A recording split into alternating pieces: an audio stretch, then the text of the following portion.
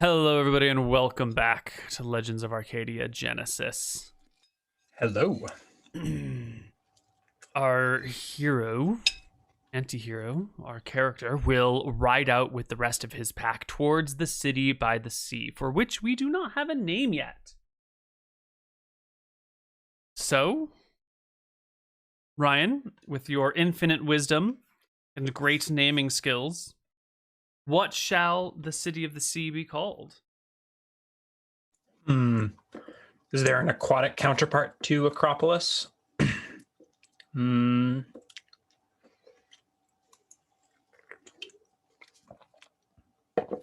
sure. Famous port cities. Atlantis. How do you say sea or ocean in Greek? Translate.google.com. Ocean. I mean, Okeanos. I guess ocean comes from Greek. Sea. Yeah. That could be it. Okeanos. Yeah. Okeanos. Okay. Is that the name? Okeanos? Okeanos is the city by the sea that you are headed toward.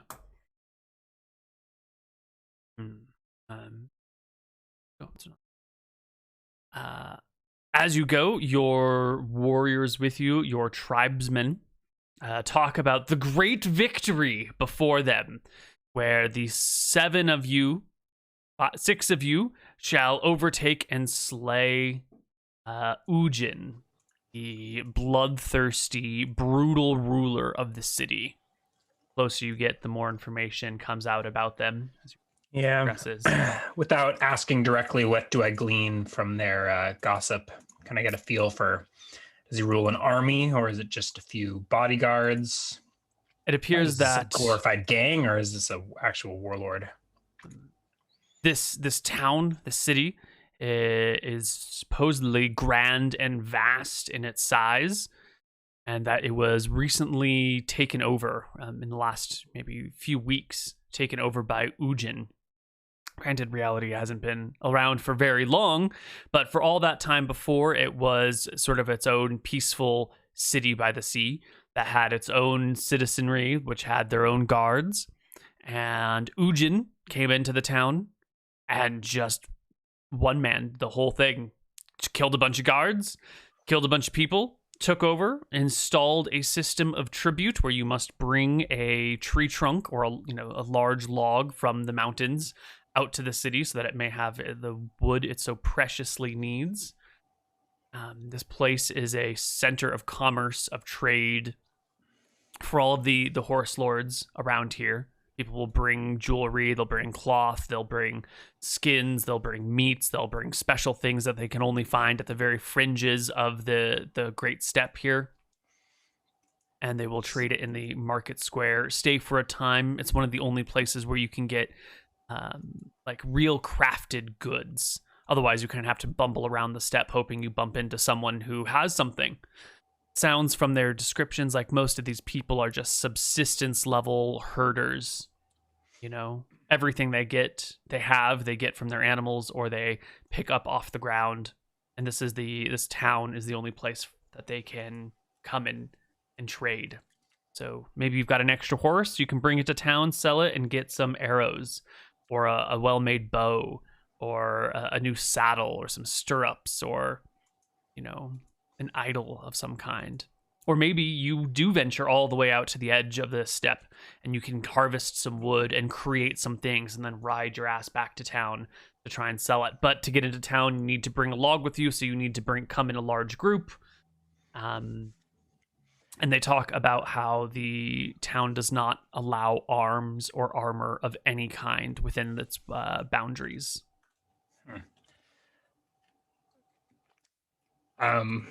Yeah, those don't actually sound like unreasonable stipulations. to charge this log tax, to ban arms, but if it's someone else doing it to you, and I wasn't summoned to be some arbiter of justice or to serve Ujin or the people of Okeanos, I was summoned here and forced into servitude to these people. Do they have a name? This gang that I'm running with? They call themselves the Wild Riders. Wild Riders. Well, I wasn't summoned for any of those reasons. The Wild Riders summoned me here to deal death, and that's what we're gonna do.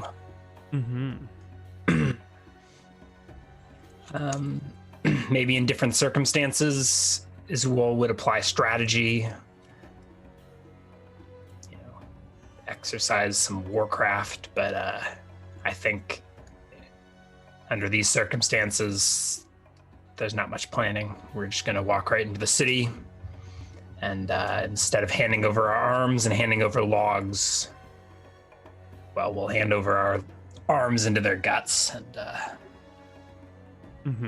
the Wild Riders will take what they wish. Okay. A few days pass. The city is not here yet, but you do come across another pack of riders, another group. This one is 4 people strong, all mounted. You see them from a distance of about 3 miles. They too are headed to the city, but they bear with them no logs, just like you.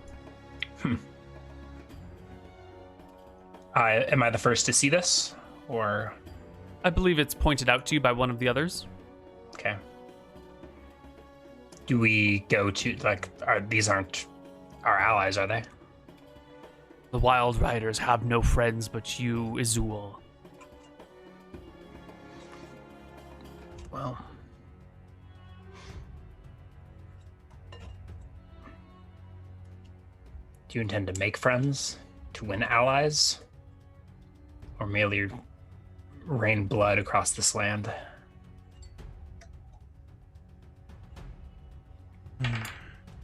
When you ask that question, the group begins to argue. They begin to bicker. 3 of the riders are insistent that they kill everything in their path, because that is how you get stronger, is by fighting more people and slaying more enemies. 2 of the others, including the shaman, are cautioning patience that the Wild Riders will need to have more members among their ranks. It is only a matter of time. They will increase their numbers, and they must increase their numbers, so why not start here?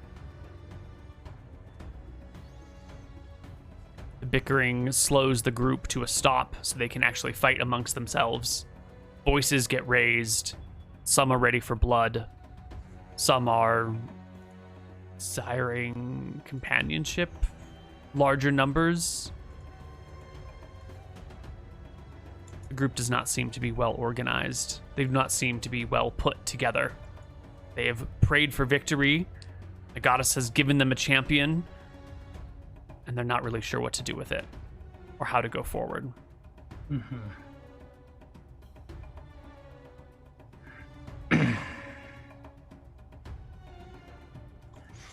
So are they just arguing around me? Does this go on for some minutes? It does. It goes on for many minutes. The horses come to a stop because of the arguing.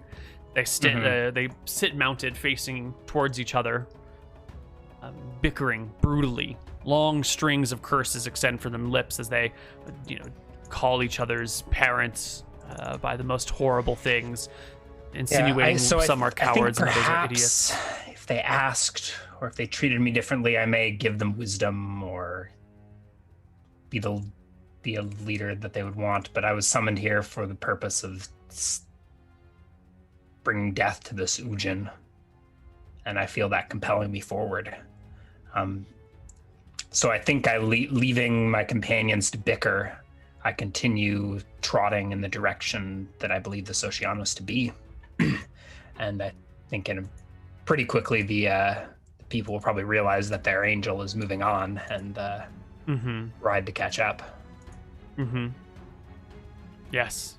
They will hurry to trot after you. the shaman calling you for your wisdom when it appears that you move on. Yeah. Great Izual, bringer of death. How shall we treat with these emotions to the riders who are now farther away from you? These 4. You know the mind of the goddess? Are they fellow Izuals? There is but one angel of death upon these plains. You do not summon me here for counsel or for guidance. If you had, perhaps we would be on a different path now. You summoned me here to bring death upon your enemy, upon Wujin. And it is that I am compelled to do. I cannot tell you how to govern yourselves, how to make decisions amongst yourselves. These are choices for you to make. You may slay these strangers, eat their hearts, consume their souls, make their power yours. Or you may ally with them, that together, more numerous, you may deliver death more swiftly and potently.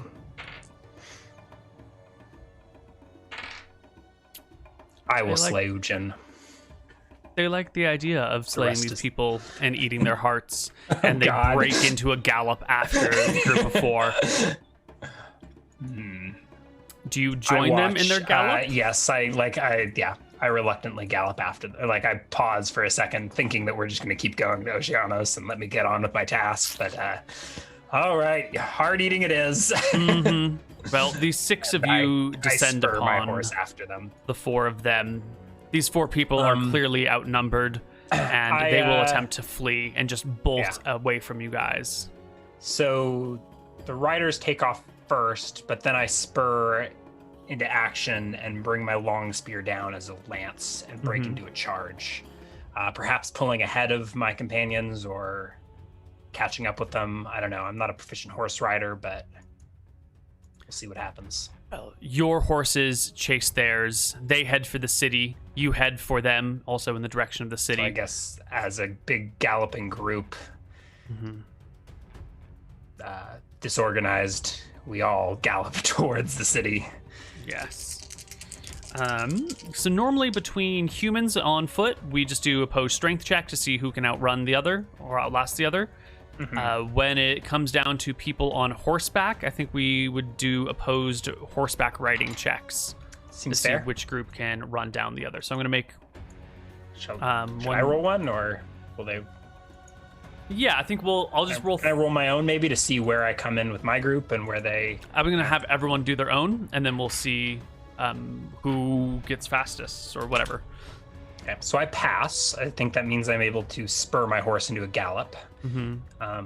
Whether or not I beat anyone else, I guess, remains to be seen.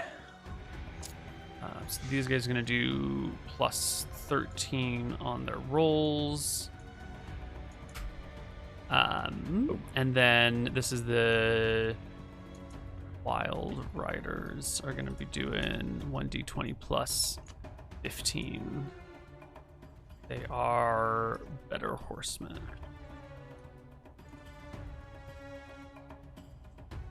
2, 3, 4.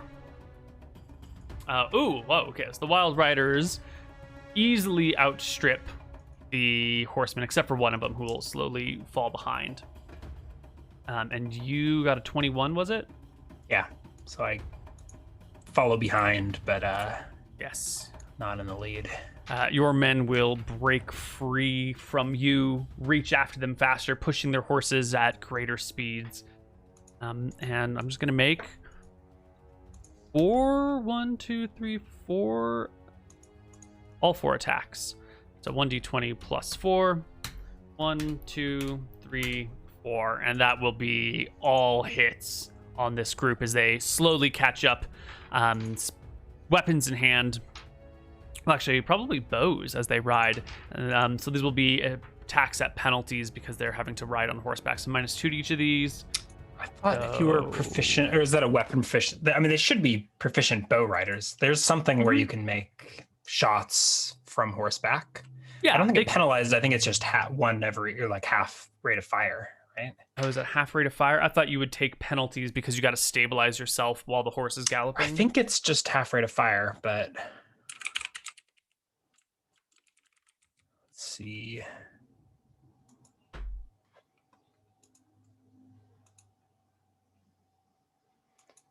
Let's see. Mounted, high ground bonuses. Missile fire is possible only if he's proficient.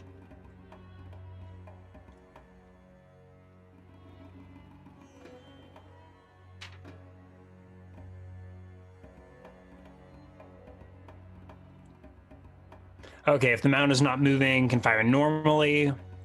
When firing on the move, rate of fire is reduced.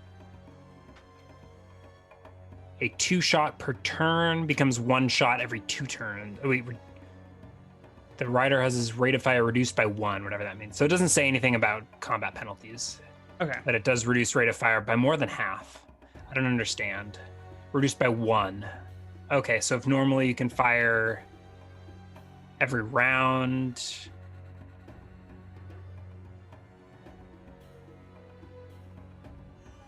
Rider has his rate of fire reduced by 1.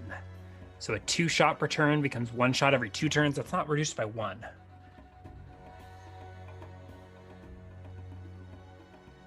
Right, it seems like reducing 2 every 1 by 1 would be 1 every 1. So I'm looking in the combat and tactics right now under... Oh, and distance moves modifies the attack roll. Okay, then there's a link to it. Okay. Proficient archer and rider who specializes in missile style gains a special benefit while mounted. Any penalties he suffers while for shooting while riding are reduced by 2. Normally, a character suffers a -2 penalty to missile attacks if his mount is moving up to half its normal speed, and -4 if his mount is moving up full speed. This table I'm looking at has it as -1 if you're less than half, -3 if you're half to 3/4, -5 if you're greater than 3/4. But anyways, book are you looking at? I think this is the DMG. On purple worm. Although, so it looks like combat and tactics might be slightly different. Yeah, mounted combat in the DMG.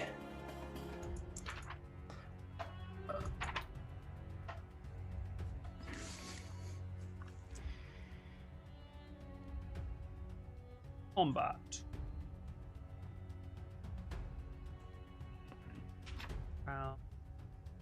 Poison. Death from massive damage. Aerial combat. Water combat. Ah, here we go.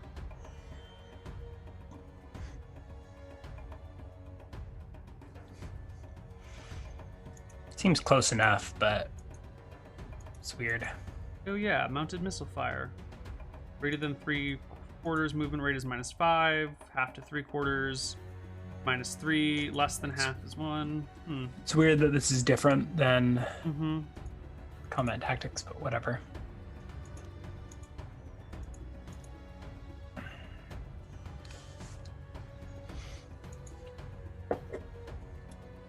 Does not moving rate can fire normally.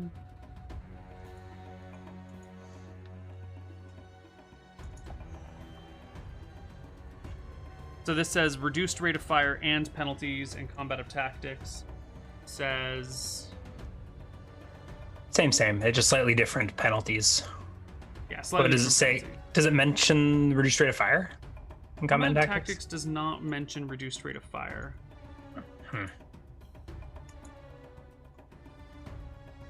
Doesn't mention it in any direction.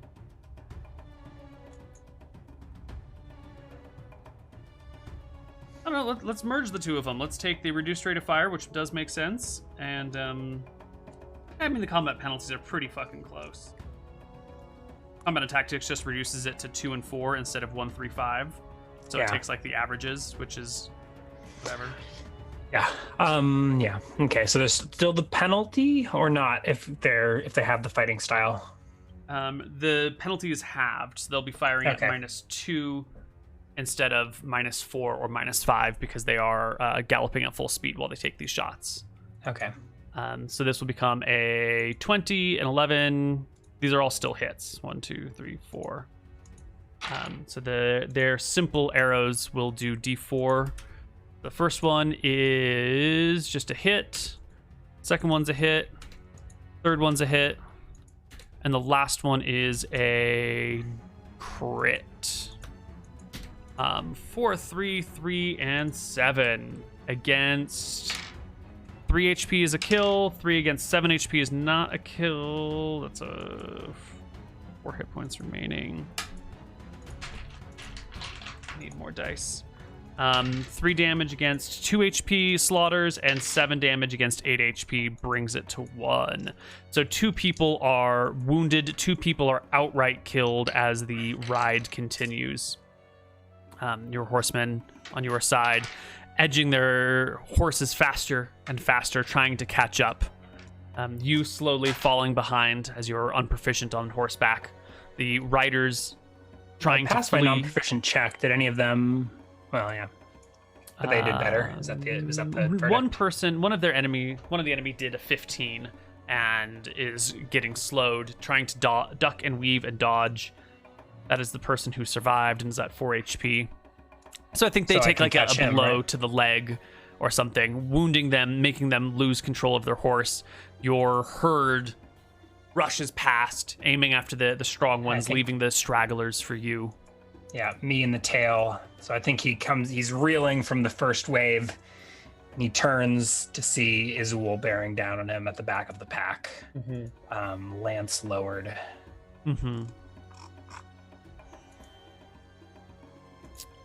Give me a... For a miss. Whoosh. So I think I ride right past him. Mm-hmm. This man, woman, child, this man will keel off to the left, pulling away from the rest of the pack, hoping that they will chase their other riders and he'll be able to escape. It seems that the rest of your tribe, the wild horsemen, the wild riders, are bearing down on the one person who's still alive and leaving the dead so that they will catch them later. So it's you versus this one person? Yeah, I will turn and divert course to follow after him. Okay.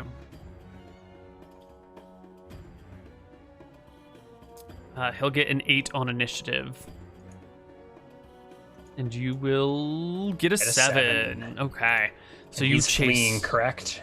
He is fleeing at a kind of an awkward rate, a little bit slower than you, but has managed to take a sharp turn. You'll wheel around and come after him. And as you charge, right, from horseback? I don't know, because he's moving at like a maybe slightly slower speed. I think you can catch up. If he were stationary, I think you could charge. But he's still like retreating from you. Okay. So just back attack? Yep. Right? Yep. 14. 14 is going to do it. If he fails, so he's attempting one of the classic maneuvers from the player's handbook is the lean to the side of my horse and use my horse as cover, which takes a horseback riding check to do. Which he will pass, and that'll give him cover from his horse's side. So you aim your lance at him, he ducks to the side, and you will skewer his horse instead.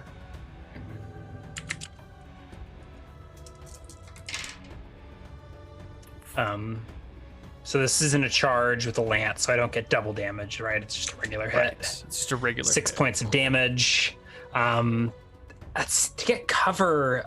Like I'm trying to am I T-boning him, or is this just like I'm coming from his flank and he flips to the other flank? Yeah, you're coming up from like a back corner, and then he like leans off the other side of the horse, and then as you pass and stab at this direction, so I stab his horse in the butt. Yeah, and he's got like one of his legs up on the saddle, hooking around. I forget the knob on the front of a saddle, and the other leg dipped under the horse.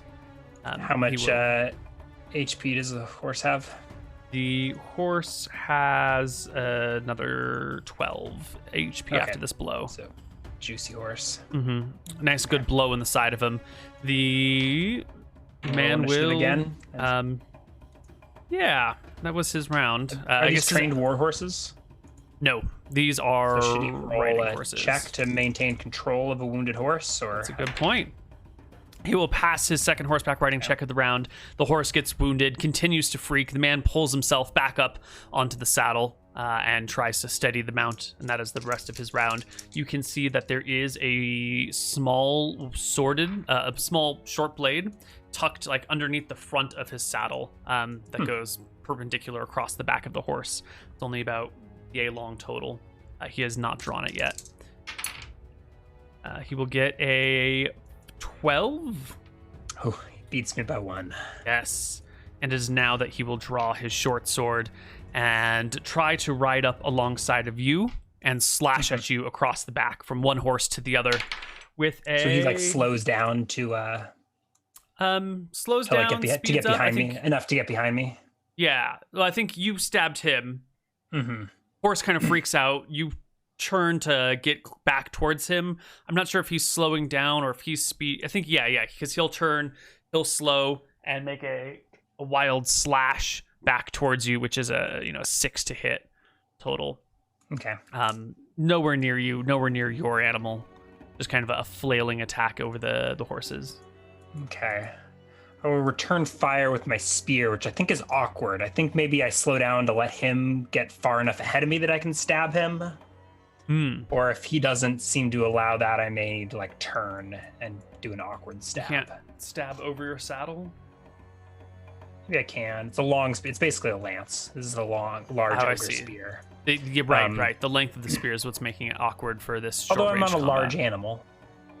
Yeah, you're not a large animal. You can grab the spear in the middle of it. Is like, does he pull ahead so I stab him in the back, or is he trying to stay behind me? He's trying to stay parallel to you to slash at you one-on-one. And I think I can I'm not a proficient horse rider, so I think this is all scary, but if nothing goes wrong, I let go of the reins for a second, grab the spear in 2 hands, and stab at him from the side. Yeah. There will be no more dodging behind the horse on this one. No. But I roll a 1 and go tumbling off my horse. Oh, let's roll my horseback riding check. That's what I'm gonna say. It is a tumble. Your spear in both hands goes towards him, but rather than skewering him, goes past him and catches him. And the sudden twist of the pressure on the spear brings you out of your saddle, tumbling to the ground. And then I think I roll. Is there some roll to avoid the falling damage? That's another horse riding check, right? It would be another horseback riding check, right? Yeah. I don't think ordinarily you would have to risk falling, but it was a critical miss.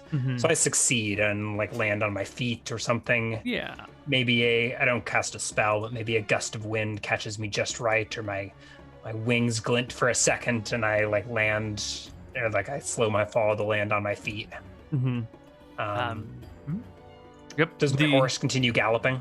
Your horse will continue galloping and begin to slow and slow and slow, and you'll have to chase to catch up to him. I had talked about shield being on my animal and my bow being on my back. I'm not sure. I'm gonna roll a luck check to see if I have my bow with me or to see if it's on the horse. Okay. Do you think D20 greater than 11? Is it sure. 50-50 seem? Yeah. So I think my bow is slung over my back. So let's roll initiative. All right, because this person has seen their opportunity. They're just going to try and escape, going at full speed or as fast as they can go. Whether they're wounded and their horse is wounded, they'll get an 8 on initiative. 7. Oh. So he's probably barely ahead of me, right? I think first attack at short range, second attack at long range, perhaps. Oh, and it's bad for him. Ooh. That's a crit in the back. It certainly is. It's that might actually be... That clears by a 10. Triple damage, right? Yeah. He's only got a few HP left, right? 4. But he takes a broadhead to the head. Yeah, and tumbles off the horse. The horse will continue. Yeah. I pretend like I meant to do all of that.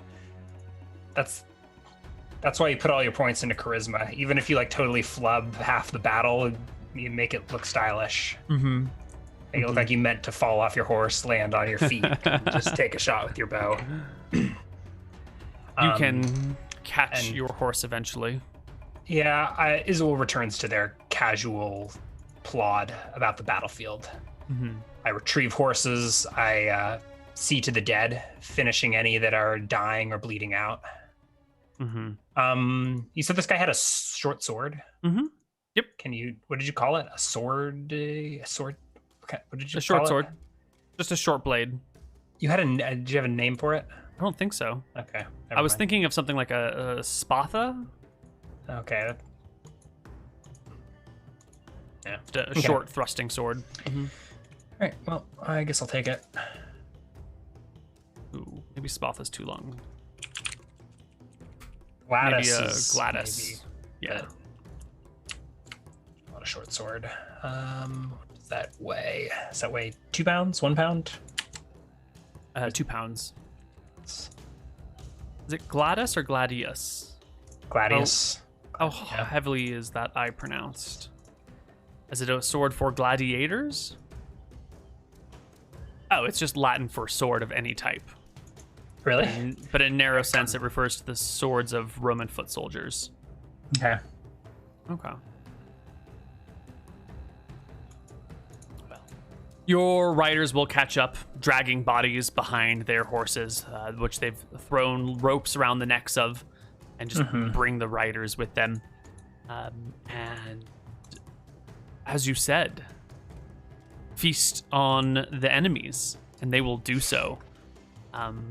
Around you, they will drop to their knees, worship once again for but a brief moment before the shaman pulls out a dagger of his own and tries to hack into the rib cage of one of these downed horsemen, breaking into the chamber that holds the heart, ready to devour it. The other horsemen gather to share in the feast. Yeah. I don't think Izual really gives them any instructions or explains them what to do, but I think they're projecting.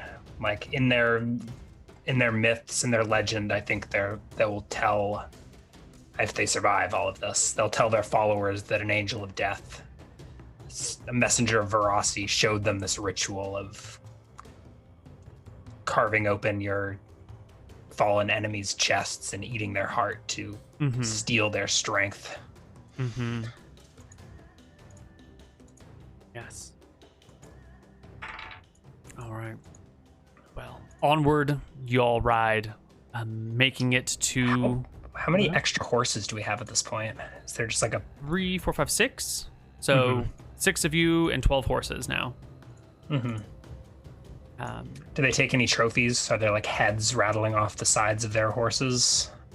No trophies such as that. For the carrion. Okay. They feast on the horses. They will take whatever things they find useful, like little bits of rope here or there, the occasional weapon, arrows. Is everyone armed pretty well by now, or shall I hand off this short sword?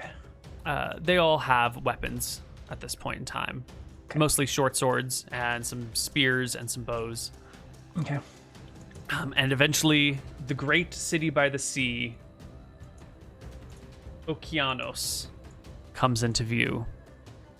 It is a collection of maybe 30 buildings with a small spiked wall made out of wood pointing around it on the far side of a ditch over which there is a narrow bridge about 2.5 feet wide and a guard on the other end with a spear and 2 more guards with bows.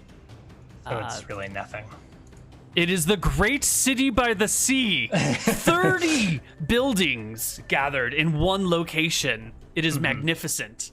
It is the center of trade and commerce. It's been a few days since that totem battle, right? Since I got kicked by a horse. Yes. So I should be back to full. Yeah. Their grandiose legends come to fruition. They stop when the city comes into full view and take a moment to admire it. They look upon the construction and they marvel at the supplies it would take and the craftsmanship it would take to build a full-fledged house. They tell you these buildings, these shelters, are proofed from water. You can reside in one during a storm and stay dry and sheltered, not buffeted by the winds. The ocean has an endless supply of food that can never be tapped to its full potential. The moat and spikes around the town make it impervious to horse charge. The only way in the city is to walk up on foot and fight the people who wear armor made from metal, which would make them, too slow on their horses. You've noticed all these riders are very fast. They wear at the bare minimum, at the bare maximum, a small leather jerkin, and they carry few supplies so that they can move at fastest speeds. But against a fortified town and a person with metal skin, they have nothing. They're useless, practically.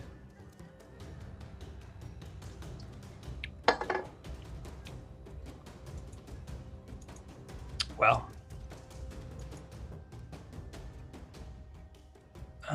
where do they go to stop? Do they ride all the way up to the edge of the moat, or do they stop some distance off? There will be a stop and discussion at when everything first comes into range, about 3 miles out, maybe 2.5 miles. You're on a horse, so you've got a little bit better vision, but you want to be a little bit closer so you can make out some more details. So 2.5 miles. Yeah. And they look to you and they say, "Great Izual, bringer of death, here before you is our enemy. The great city. The guardians out front with armor like metal, or skin like metal." What do you have for armor, speaking of? I have chain chest and leather limbs, so I do have armor of metal. Got like a chain hauberk and leather braces and boots and stuff. The goddess of death brought a champion with similar skin of metal, grand weapons, a huge spear, wings. Huger than I'd like, but that's what we got. They are ready to send you up to slay the guard, to walk into town and kill the enemy.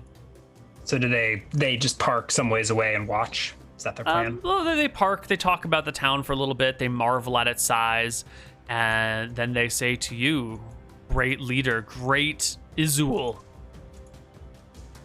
please open the gates for us, slay the guards, let us into the city so we might ride amongst their numbers and be victorious." All right. Without a word, Izual takes up their spear and walks towards the front gate. All right. It is obvious that you are coming for war. You wear armor, you have a spear. You do not bring a log with you. As you get closer to the gate, Is the spear not a log? the spear is not the log that they are looking for. They're looking for tree trunks. Hold the phone. Oh? I approach the gate with a totem. How heavy is that totem? 4 or 5 pounds? Okay, so it's not that big. No. But I think spear over one arm, totem on the other shoulder. I approach. Okay. Maybe hoisting the totem as if perhaps that is my tribute. The defenders, the bowmen, see you coming. The guard with the armor sees you coming. And the bowmen will take up positions behind these two sort of they're almost like doors that have just been propped up at a bit of an angle. So the bowmen can stand behind it and sort of peer out with 3/4 cover to take shots. It's a very primitive version of a makeshift arrow loop. And that way they can stay covered from enemy fire while still able to return fire. They will draw, but not to full strength, just like a half draw of arrows, still pointed at the ground as the spearman stands on the narrow bridge that crosses the ditch that functions as a moat. How far behind the spearmen did you say the archers are? 15 feet. Okay. So I will go to approach the bridge. I would like to get 30 feet from the archers, so maybe 15 feet from the spearmen. So I think I'll approach the far side of the bridge. The spearman will call out to you, "Who are you? Who goes there? Where is your tribute?" Do they allow me to walk up to the bridge? That call comes when you're maybe 50 feet away. Okay. And I suppose you... approach hoisting the totem and I set it on the far side of the bridge before them. And in response, I reply, I am death. Where is the, what was the guy's name? Ujin. Ujin. I have come for Ujin. Where is Ujin? I am at some point when it's narratively convenient casting a cause fear on one of the archers. I would like to hear their response, but I think hearing this, seeing my my visage, one of the archers will quiver in their boots and perhaps run in fear.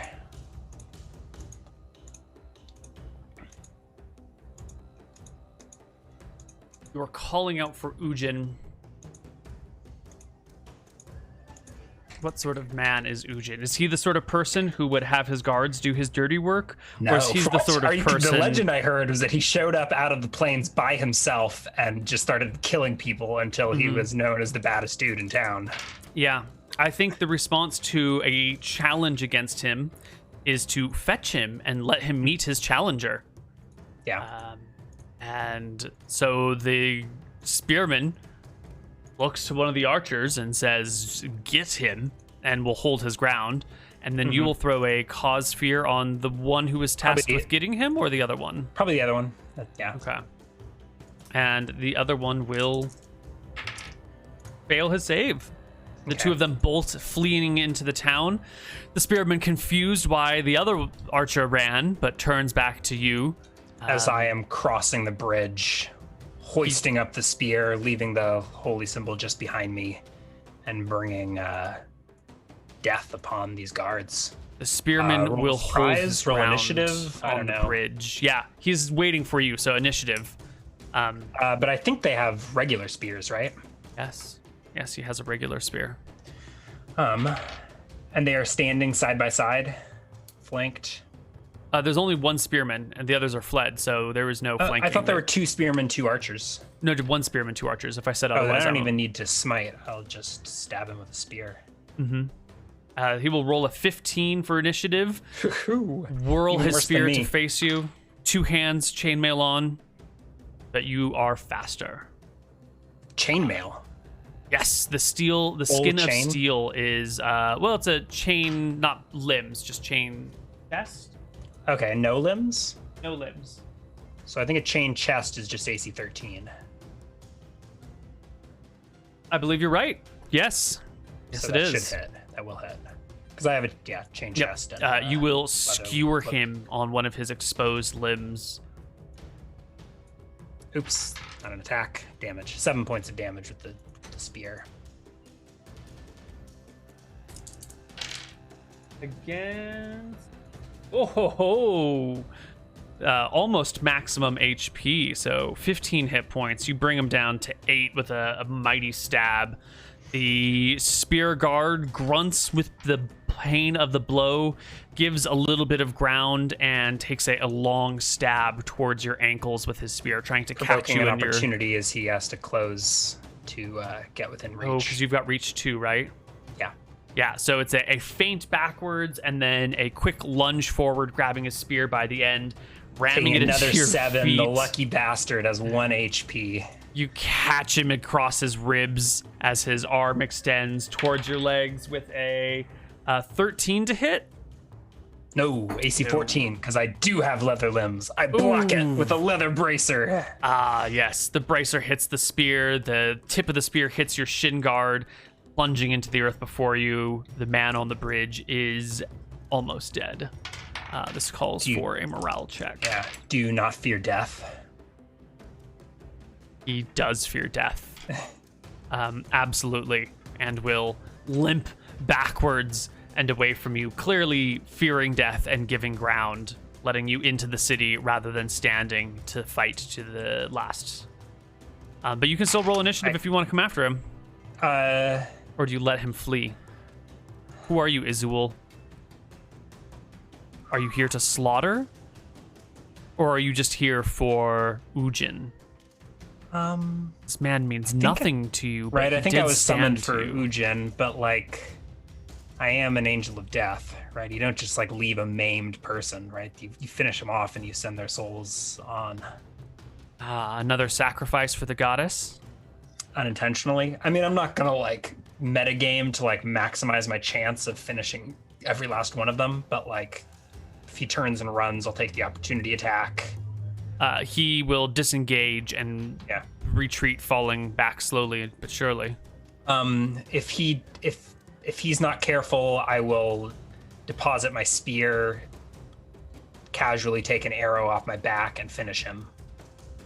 Oh, then take your shot because he's falling and falling and falling back and back and back. So if he doesn't like withdraw for cover immediately, I will casually set the spear down, and he just watches with horror as I slowly draw an arrow from your body and miss. Yeah, you take Warning a shot. So maybe he gets out of the way in time. He'll back up. Your fire will miss him, and he will dart behind one of the dozens of buildings within this grand city. The city's not that big, as we mentioned before. It's only a cluster of buildings, and so by now the archers one of the archers has reached Ujin, who is coming before you. You can see a young man coming across the terrain. He's got a thickly weathered face, almost looks calloused, narrow eyes, kind of deeply set with a heavy brow, shortish hair in the front, longish in back, like a magnificent dark-haired mullet, and brings with himself a curved sword, a kolpesh. Is that right? Yeah, could be a kolpesh, not a scimitar.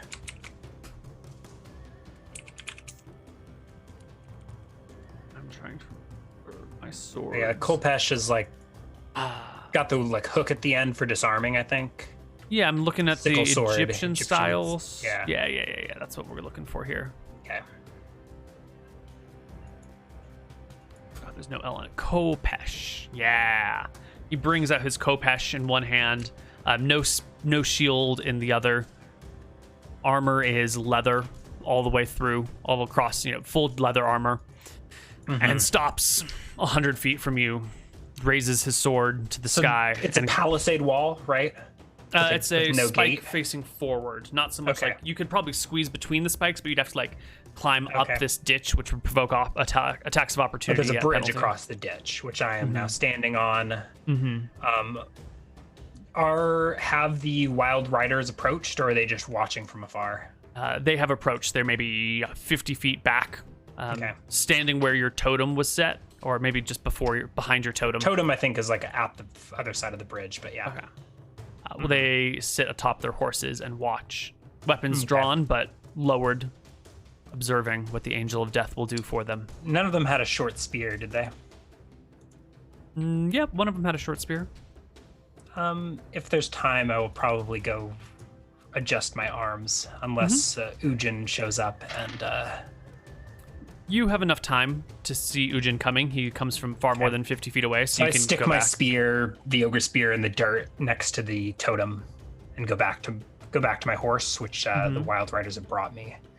I unlatch my shield and attach it to my arm, and to whoever has a spear. None of the guards didn't have metal spears, did they? Probably should have taken that one. I guess it doesn't matter. Okay, say give me your spear. Requesting a short spear from whoever has one. The shaman of Varasi will hand you the spear.